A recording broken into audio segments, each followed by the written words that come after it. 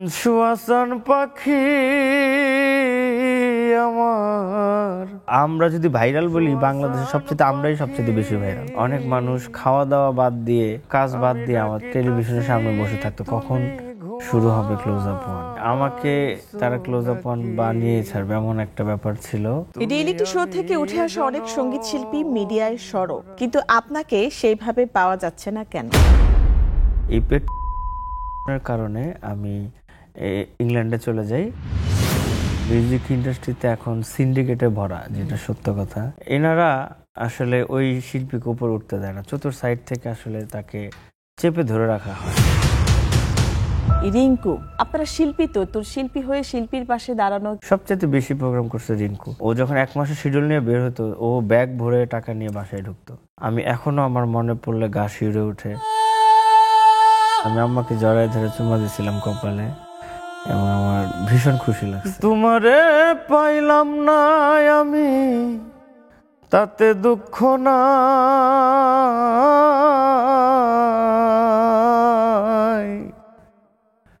আমি যে তোমার হইয়াছি এই ভেবে সুখ পাই। ঈদ মোবারক। সবাইকে ঈদের শুভেচ্ছা জানিয়ে শুরু করছি নেক্সাস টেলিভিশনের বিশেষ আয়োজন কাট অ্যান্ড কাট অনুষ্ঠান। আপনাদের সঙ্গে আছে আমি শারমিন দীপ্তি, এবং আমার সঙ্গে আছেন একজন গানের মানুষ। আমার সঙ্গে আছেন নোলক বাবু। নোলক বাবু, কেমন আছেন? অনেক বছর পর দেখা হলো। আলহামদুলিল্লাহ, আপনি ভালো আছেন? আমি অনেক ভালো আছি। সেই অনেক 2009 সালে তোমার সাথে একবার কাজ করা হয়েছিল। হ্যাঁ, তোমার সাথে আমার দেখা হয়েছিল 2007-এ, 2007 ময়মনসিংহ গরিপুর একটা কাজে আমাদের কাজ হয়েছিল। তো অনেক গল্প আছে কিন্তু তোমার সাথে। কিন্তু আমরা অনুষ্ঠানটা শুরু করছি, একটা ছোট ফর্মালিটিস। এখানে কাট আছে, ওখানে আনকাট আছে। আমরা যে কোনো জায়গা থেকে তুমি প্রশ্ন পিক করতে পারবে। আমরা কি কাট থেকে আগে নিব নাকি আনকাট থেকে আগে নিব? আমার কোনো সমস্যা নেই। আচ্ছা, আপনার সবচেয়ে সেরা সুন্দর রোমান্টিক মুহূর্ত কবে, কোথায়, কার সাথে কেটেছিল? প্রথম প্রেমে পড়ার গল্পটা কেমন ছিল? যদি তুমি বলতে চাও, না বললো। হ্যাঁ, অবশ্যই বলবো, কেন বলবো না। কারণ এরকম তো হয়েছে, যেহেতু হয়েছে আমি বলি। আমি প্রথম যখন প্রেমে পড়ি, তখন হলো, যেটা সত্য কথা, আমি ক্লাস 6-এ পড়ি। আমার জামালপুরে স্কুলে, যে স্কুলে আমি পড়াশোনা করতাম, সিংহজানি হাই স্কুল, তখন আমার একজন ক্লাসমেট ছিল। আসলে সত্য কথা বলতে ওর নামটা আমার এখন মনে নেই, ঠিক আছে? তো তখন ওকে আমার খুব ভীষণ ভালো লাগতো। আমি একদিন বলেছিলাম যে আমি তোমাকে অনেক পছন্দ করি। তখন আসলে অনেক ছোট ভালোবাসা, আসলে আমরা গ্রামের মানুষরা যেমন হই আর কি, ঠিক আছে? তো ওই সময় আমি প্রচুর সিনেমা দেখতাম। ওই সিনেমা দেখে দেখে মনে হইতো, যদি এরকম সিনেমার মতো যদি কিছু একটা করতে পারতাম, জীবনটা যদি সিনেমার মতো হতো, রাইট।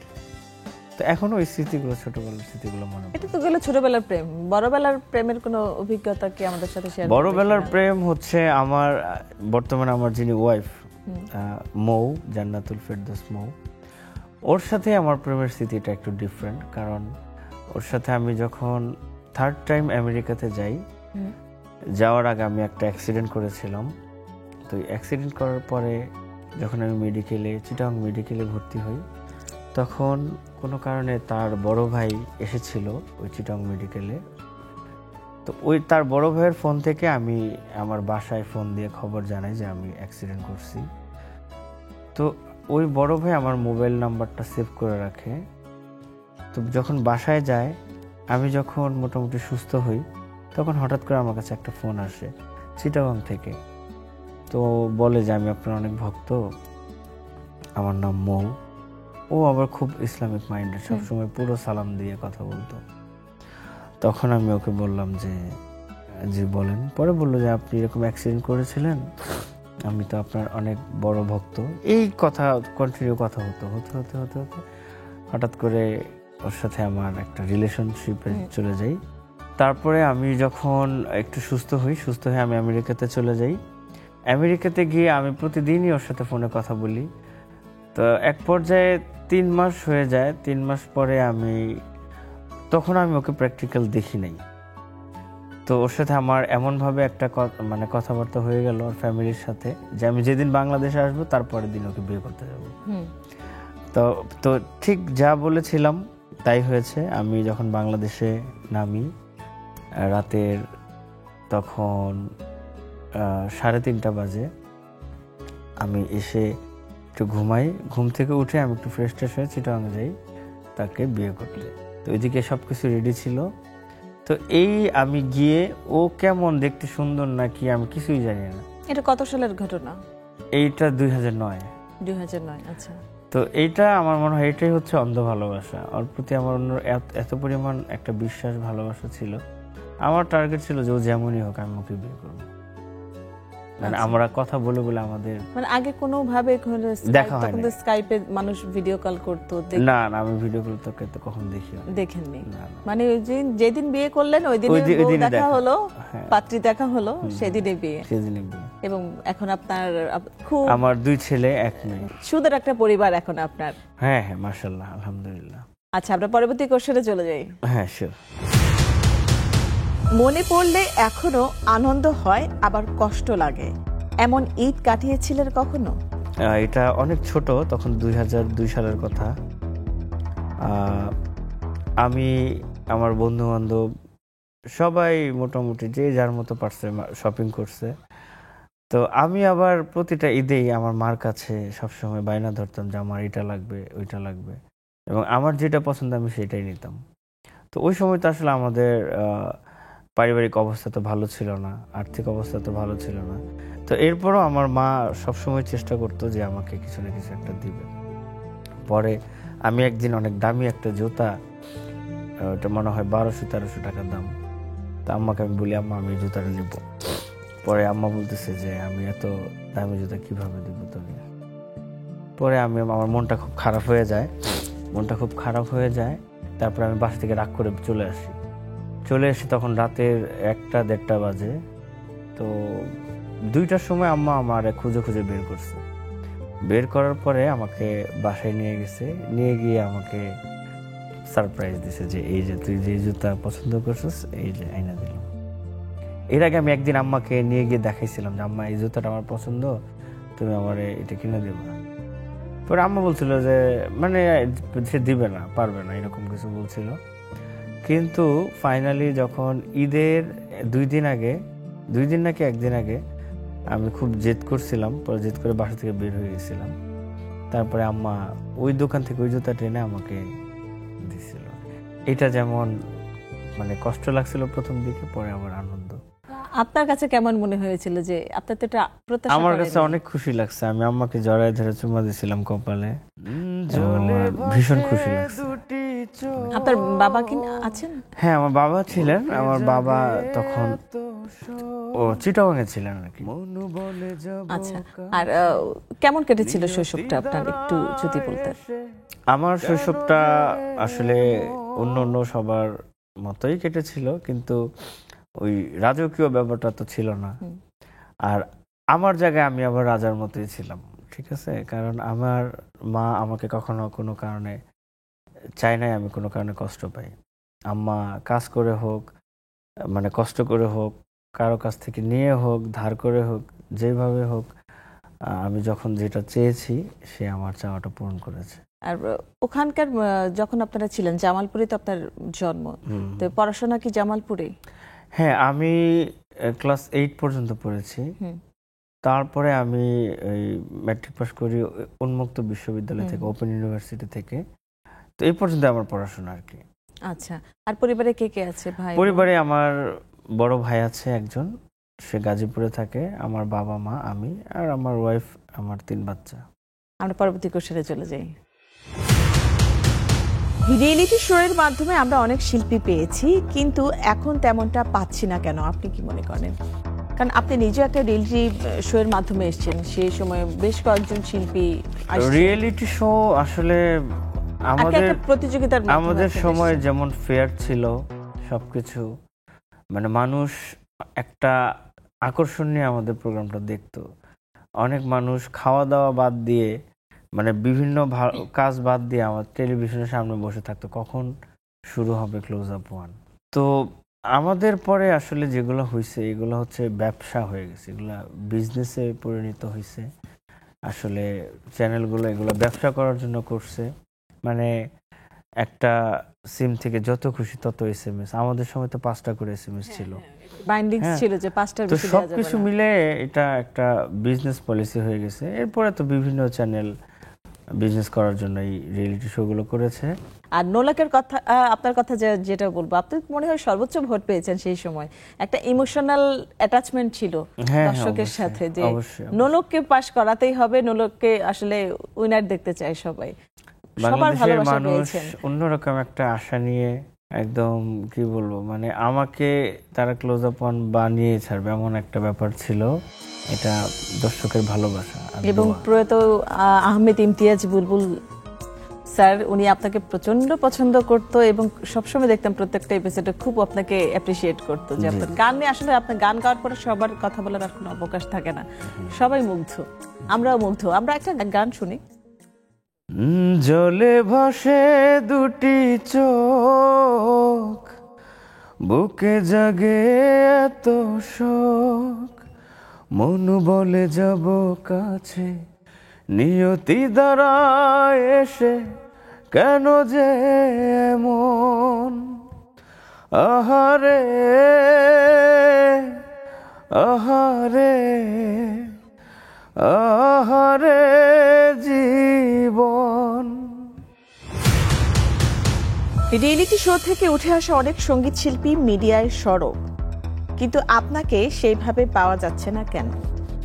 এটা 2013-14, হ্যাঁ 13 সালের দিকে আমি 11 মাস লন্ডনে ছিলাম। ওই সময়টায় আমি একটু মিডিয়ার বাইরে ছিলাম, এর বাইরে আমি সবসময় মিডিয়াতে ছিলাম। আমি যখন 2013-তে যাই, 14-তে যখন আমি দেশে আসি, এরপর থেকে আমি টানা কাজ করতেছি এখন পর্যন্ত 2025 পর্যন্ত। আর ওইখানে যাওয়ার উদ্দেশ্য ছিল আসলে ওইখানে আমাদের এনটিভির একটা মেগা কনসার্ট ছিল, পাশাপাশি ওইখানে আমি 2টা অ্যালবামের কাজ করি এবং টোটাল 50-60টার মতো স্টেজ প্রোগ্রাম করি। আর আমাদের দেশের সিচুয়েশন ভালো ছিল না, মানে বিভিন্ন আন্দোলন ছিল টানা 6 মাস, এটা আমরা সবাই জানি। যখন এই যে বিভিন্ন বাস পোড়ানো হয়, এই আন্দোলনের কারণে আমি ইংল্যান্ডে চলে যাই। ওইখানে থেকে প্রোগ্রাম করে আমি বাংলাদেশে আসি। আসার পরও যখন দেখি যে গ্যাঞ্জাম থামতেছে না, তখন আমি আবার যাই। গিয়ে 11 মাস আমি টোটাল ওইখানে মিউজিক রিলেটেড লোকজনদের সাথে জড়িত ছিলাম। তারপরে আসলে 11 মাস 1 বছরের মতোই। 1 বছর যদি একটা মিডিয়াতে আমাদের মতো মানে পরিচিত সেলিব্রিটিরা না থাকে, অনেকে মনে করে যে মনে হয় হারিয়ে গেছে বা গান থেকে দূরে আছে। আসলে বিষয়টা তা না। না, আমার মনে হয় আরেকটা কারণ হতে পারে যে দেখা যায় যে একই শিল্পী ঘুরে ফিরে বা ভালো ভালো চলচ্চিত্রে গান করছে, কিংবা যেসব চলচ্চিত্র আমাদের দেশে অনেক সফল হয়েছে, অনেক সাড়া ফেলেছে, সেখানে হয়তো আপনার গান পাওয়া যায়নি কিংবা আপনাকে পাওয়া যায়নি। তো এই ব্যাপারটা কি বলবেন? আসলে আমাদের বাংলাদেশের মিউজিক ইন্ডাস্ট্রিতে এখন সিন্ডিকেটে ভরা, যেটা সত্য কথা। মানে কেউ যদি ভালো কিছু করতে চায়, উপর উঠতে চায়, আসলে ডানে বামের অনেক শিল্পী, আমি কারো নাম বলবো না, কিন্তু এটাই বাস্তব, অনেক শিল্পী, অনেক মিউজিক ডিরেক্টর, অনেক সিনেমার পরিচালক, ডাইরেক্টর, এনারা আসলে ওই শিল্পীকে উপর উঠতে দেয় না। চতুর সাইড থেকে আসলে তাকে চেপে ধরে রাখা হয় যে না, ওরে উপর উঠতে দেওয়া যাবে না। তো এটা আমাদের বাংলাদেশের নিয়ম, এটা অন্য অন্য দেশে নাই। অন্য অন্য দেশে একটা শিল্পীকে কিভাবে উপর উঠলে আরও উপরে উঠাই দেবে, তাদের চিন্তা থাকে এরকম। আর আমাদের বাংলাদেশে একটা শিল্পী মানে কিভাবে তাকে ডাউন করবে উপর উঠতে চাইলে, এই টেনশনে থাকে। তো আমার এগুলা নিয়ে কোনো মাথা ব্যথা নাই। আপনি যদি নিজে থেকে কিছু কাজ করেন, না না না, আমি আপনাকে বলি, আমি তো ফিল্মে গান করেছি, অনেক ফিল্মে গান করেছি। আমাদের প্রথম হিট মুভিতেই তো ওরে শাম্পানওয়ালা, তখন তো মানুষ হলে গিয়ে ছবি দেখতো, এখন তো মানুষ হলে যায় ছবি দেখে না, 2-1টা ছবি ছাড়া দেখে না, আমরা সবাই জানি। আমাদের সময় অডিও ফিতার যুগ ছিল, এখন হচ্ছে ইউটিউবের যুগ। আমাদের সময় এত চ্যানেল ছিল না, এখন ঘরে ঘরে চ্যানেল। হ্যাঁ, তো এই জিনিসগুলো মাথায় রাখতে হবে। এখন ভাইরালের যুগ, আমাদের সময় কোনো ভাইরাল টাইরাল এগুলো আমরা বুঝতামই না, এগুলো কিসের শব্দ। তো আমরা যদি ভাইরাল বলি, বাংলাদেশে আমরাই সবচেয়ে বেশি ভাইরাল। কারণ 2005 সালে এই 16 কোটি মানুষ যেইভাবে আমাদেরকে ভালোবাসা দিয়েছে, এরকম ভালোবাসা কোনো ভাইরাল শিল্পী এই পর্যন্ত আজ পর্যন্ত পায় নাই। না, নিঃসন্দেহে আমি সেটা বললাম তো যে আপনি তো সর্বোচ্চ আপনি জনগণের ভোট পেয়েছেন। ওই ভালোবাসাটা কিন্তু এখনো আমাদেরকে মানুষ বাসে। আমরা এই যে স্টেজ যখন সিজন সময় আসে, আমরাই সবচেয়ে বেশি প্রোগ্রাম করি, স্টেজ প্রোগ্রাম করি। আসলে মানুষ ভালো না বাসলে তো প্রোগ্রামে ডাকতো না। আমরা বারি সিদ্দিকী স্যারের একটা গান শুনি। ওকে। তোমারে পাইলাম না আমি, তাতে দুঃখ নাই,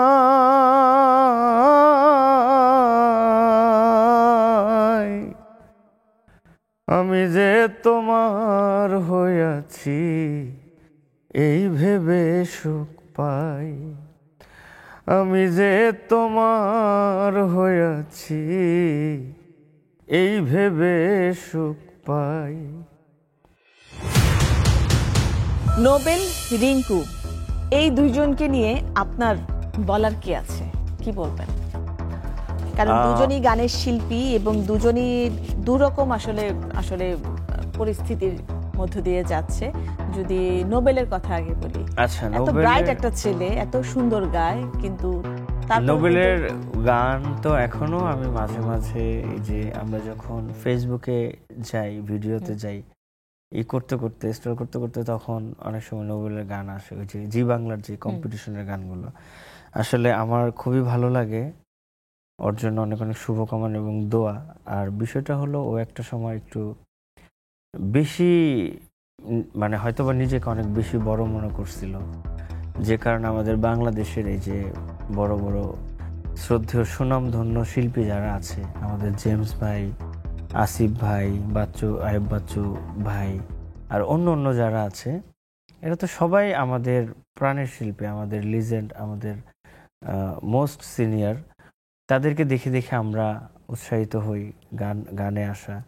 তো এই মানুষগুলোকে নিয়ে কটূক্তি করেছে এবং এই মানুষদেরকে নিয়ে উল্টাপাল্টা কথা বলেছে মিডিয়াতে, আমরা সবাই জানি। এই কিছু কিছু কারণে আসলে আস্তে আস্তে আস্তে আস্তে মানুষের ভালোবাসা থেকে একদম দূরে সরে গেছে নোবেল। তো ওই জায়গাটা আবার আরেকটা কারণও আছে, সে একটু নেশাগ্রস্ত ছিল, ড্রাগস নিত। বড় ভাই হিসেবে তাকে কি সাজেস্ট করবেন আপনি? আমি বড় ভাই হিসেবে অবশ্যই নোবেলকে বলবো, ও এখনো মাশাআল্লাহ অনেক ভালো গান করে, ওর জন্য শুভকামনা, ও আবার গানে চলে আসুক। আমরা গানের মানুষ, আমরা কখনোই চাইবো না যে আমাদের মাঝ থেকে কোনো একজন ভালো গানের মানুষ হারিয়ে যাক। এটা আমার ব্যক্তিগত ওপিনিং। আমি সবসময় ওর জন্য দোয়া করি, ও আবার কন্টিনিউ গান করুক, আমরা তার ভালো ভালো গান আবার যেন শুনতে পাই। রিংকু, হ্যাঁ, রিংকু আপনারই সহকর্মী, আপনারা একসাথে একই প্ল্যাটফর্মে ছিলেন, সেও অনেক ভালো গান করতো। কিন্তু রিংকুর যে এখন যে অবস্থা, সে হচ্ছে স্ট্রোক করেছে, টানা মনে হয় 4বার স্ট্রোক করলো। তো আমি একটা দেখেছি ফেসবুকে, আসলে ওর হাঁটাটা দেখে আমার কাছে এত খারাপ লেগেছে। তো আপনারা শিল্পী, তো শিল্পী হয়ে শিল্পীর পাশে দাঁড়ানো, কিংবা শুধু শিল্পীরাই দাঁড়ালে হবে না, ইন্ডাস্ট্রিতে আরো অনেকেই আছে। আমাদের মিউজিক ইন্ডাস্ট্রিতে আমার মনে হয় আমাদের ক্লোজ আপ ওয়ানের ভিতরে সবচেয়ে বেশি প্রোগ্রাম করছে রিংকু, এবং সবচেয়ে টাকাও কামাইছে বেশি রিংকু, ঠিক আছে? কারণ আমিও ইনকাম করছি, বা আমিও অনেক প্রোগ্রাম করছি, হিউজ প্রোগ্রাম করছি, কিন্তু একটা পর্যায়ে আমার যখন একটু গ্যাপ হয়ে যায়, আমি যখন লন্ডনে থাকি, তখন আমি দেখছি ও 1 মাসের শিডিউল নিয়ে বের হতো, 1 মাসের শিডিউল নিয়ে বের হতো। এবং আমার খুব ক্লোজ ফ্রেন্ড, বেস্ট ফ্রেন্ড ছিল ক্লোজ আপ ওয়ানের। ও যখন 1 মাসের শিডিউল নিয়ে বের হতো, ও ব্যাগ ভরে টাকা নিয়ে বাসায় ঢুকতো। তো আসলে ওর এই যে এখন যে অবস্থা, এটার জন্য আমি খুব আমিও অনেক কষ্ট পাই মাঝে মাঝে, এবং দোয়া করি ও যেন আমার গান করতে পারে, আল্লাহ যেন ওকে ঠিক করে দেয়। কারণ ও আমার সহকর্মী, আমার বন্ধু, আমরা একই ব্যাচের। তো ও একেবারে 4বার স্ট্রোক করছে। তো রিংকু আসলে কখনো কারো কাছে সাহায্য চায় নাই, এবং ও কখনো চাইবেও না, কারণ যতটুকু আল্লাহ ওকে দিছে আলহামদুলিল্লাহ। আর আমরা শিল্পীরা আসলে একটা পর্যায়ে প্রচুর টাকা কামাই, আবার একটা পর্যায়ে মানুষের কাছে আমরা হাত পাতি চিকিৎসার জন্য বা অসুস্থ হয়ে পড়লে। এই জিনিসটা তো একটা শিল্পীর জন্য আসলে কষ্টকর বিষয়, কষ্টজনক, লজ্জার বিষয়। কারণ আমরা, হ্যাঁ, কেউ যদি অসহায় হয়, কষ্টে থাকে, আমাদের দায়িত্ব তার পাশে দাঁড়ানো। কিন্তু এগুলো নিয়ে মানুষ, আমাদের বাংলাদেশের মিডিয়া ইন্ডাস্ট্রিটা তো এমনিই একটু অন্যরকম। অল্প একটু হইলে এরা বিশাল আকারে সেটাকে মানে পাবলিকের সামনে প্রকাশ করে। কেউ যদি কারো কাছে 500 টাকা চায়, সেটাকে তারা বানায় 5 লাখ টাকা। ঠিক আছে, আমাদের বাংলাদেশের মিডিয়াটা এরকম, যেটা সত্য কথা। অনেক ভালো মিডিয়া আছে, অনেক খারাপ মিডিয়া আছে। তো যাই হোক, আল্লাহ যেন সবাইকে হেদায়েত নসিব করে। তো রিঙ্কু ওরকম কোনো সাহায্যর দরকার নেই, আমরা সবাই দোয়া করি ও যেন তাড়াতাড়ি সুস্থ হয়ে আবার আমাদের গানের মাঝে আসে, এটাই আমার চাওয়া। যেহেতু গানের মানুষ তুমি, আসলে একটু একটু করে গান শুনতে ইচ্ছে করছে। ছোট্ট একটা জীবন নিয়ে পৃথিবীতে কেন বলো আশা, অনন্তকাল ভালোবেসে পুরাবে না আমার ভালোবাসা। তুমি অমর করে দাও আমাকে, মন চায় তোমাকে, এই মন চায় তোমাকে। বুকের ভেতর হৃদয় আছে, তার ভেতরে তুমি, তোমায় পেয়ে আপন পরাণ পর করেছি আমি। তুমি অমর করে দাও আমাকে, মন চাই তোমাকে, এই মন চাই তোমাকে। জীবনের কঠিন সময় মোকাবেলা করেছেন কিভাবে? কঠিন সময় আসলে যেটা আমি বাস্তব কঠিন সময় পার করেছি, এটা ওরকম আর্থিক কোনো কঠিন সময় না, এটা হচ্ছে মানে গানের একটা কঠিন সময়। আমরা গান বাজনা থেকে বিরত ছিলাম, স্টেজ প্রোগ্রাম থেকে বিরত ছিলাম, টিভি প্রোগ্রাম থেকে বিরত ছিলাম। এটা হচ্ছে করোনার সময়। করোনার সময় আমাদের দেশের সারা বিশ্বে যেই পরিস্থিতি তৈরি হয়েছিল, তার ভেতরে আমাদের বাংলাদেশও একটা দেশ ছিল, যে দেশে মানুষ হাহাকার, কষ্ট, যন্ত্রণা, হাজার হাজার মানুষ মৃত্যুবরণ করা। তো এই সময়টা আসলে আমি এখনো আমার মনে পড়লে গা শিউরে ওঠে। কারণ ওই সময়টাতে আমরা টানা 1-2 বছর স্টেজ প্রোগ্রাম করতে পারি নাই, টেলিভিশনে শো করতে পারি নাই, তারপরে আসলে কোনো স্টুডিওতে গান গাইতে যেতে পারি নাই। তা আমরা গানের মানুষ টানা 2-2.5 বছর এই জিনিসগুলো, মানে এই গান থেকে দূরে থাকা, এটা আমাদের জন্য অনেক কষ্ট, এবং আমার ভীষণ খারাপ লেগেছিল, অনেক কষ্ট হয়েছিল প্রতিদিন বাসায়। তো আমরা অনুষ্ঠানের একেবারে শেষ পর্যায়ে নোলক, আপনি আসছেন আমাদের অনুষ্ঠানে, আমাদের অনেক ভালো লেগেছে। আপনি যেহেতু গানের মানুষ, আমি ছাড়বো না আপনাকে, লাস্ট আরেকটা গান শুনবো, কিন্তু তার আগে আমি আমার দর্শকের কাছ থেকে বিদায় নিয়ে নিচ্ছি। আর আপনি যদি কিছু বলবার থাকে দর্শকের উদ্দেশ্যে বলতে পারেন। অবশ্যই, আমাদের আসলে সবকিছুই আপনাদের জন্য, বিনোদনটা, গান, সাক্ষাৎকার, সবকিছুই আপনাদের জন্য। তো আমি আপনাদের নোলক, সারা জীবন আপনাদের নোলক হয়ে থাকবো। যেভাবে শুরু থেকে ভালোবাসা, দোয়া আমার জন্য আপনারা করেছেন, সারা জীবন আমাকে এইভাবে আপনারা ভালোবেসে যাবেন, আমার জন্য দোয়া করবেন। আপনাদের জন্য অনেক অনেক শুভকামনা ও ভালোবাসা রইল। দর্শক, গল্পে গল্পে আমরা অনুষ্ঠানের একেবারে শেষ প্রান্তে চলে এসেছি। দেখা হবে আগামী আয়োজনে। সে পর্যন্ত সবাই অনেক সুন্দর থাকবেন, সুস্থ থাকবেন, নিরাপদে থাকবেন। ঈদ মোবারক। সুয়াসান পাখি আমার, সুয়াসান পাখি, আমি ডাকিতাছি তুমি ঘুমাইছো নাকি? তুমি আমি জনম ভরা ছিলাম মাখামাখি, তুমি আমি জনম ভরা ছিলাম মাখামাখি। আজ কেন হইলে নীরব,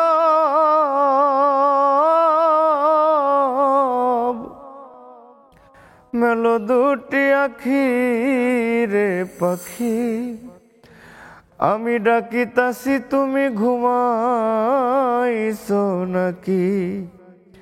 সুয়াসান পাখি আমার, সুয়াসান পাখি,